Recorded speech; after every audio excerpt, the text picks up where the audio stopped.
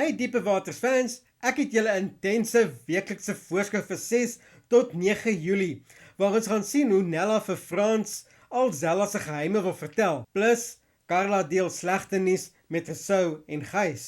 Ek's Jock en jy kyk na TV Praatjies. Ons gaan nou kyk na die voorskou vir die week van 6 Julie, insluitend Zella wat dink haar probleme is opgelos.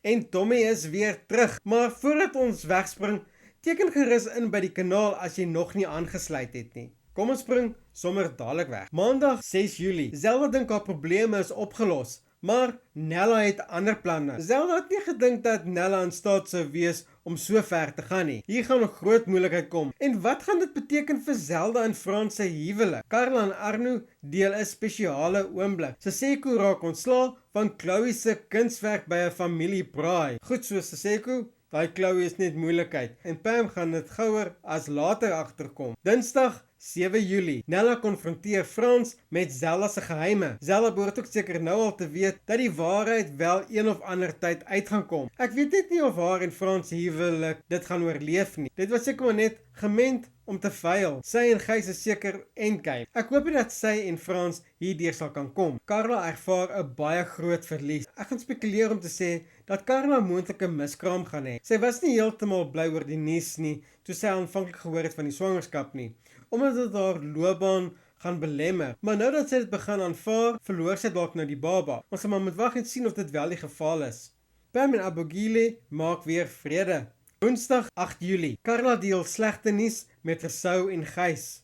Tommy maak weer sy verskyning uit die bloute. Ons het nogal vir Tommy lanklaas gesien, hè? En ek wonder wat het met Tommy, sy girlfriend, geword. Wie van julle het Reënboogrand gekyk?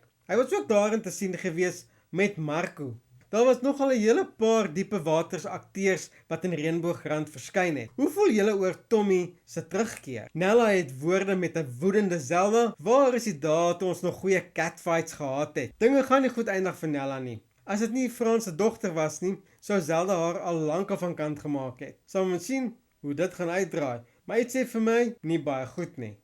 Donderdag 9 Julie. Zelda kan nie meer die spanning hanteer nie. Carla kry onverwagse ondersteuning. Kan dit dalk die terugkeer van Sanet wees? Ek kan sien hoe sy terugkom nadat sy gehoor het van Carla se miskraam. As dit wel 'n miskraam is. Maar ek dink die skrif is teen die muur. 'n Familielid van Theresa kom kuier. Hoe gaan dit verloop? Dit lyk na 'n moeilike week vir die klompie in Boskruin. En of dit gaan beter word, kan mens nie sê nie. Ons sal maar moet wag en kyk. As jy van die video gehou het, gee dit 'n like.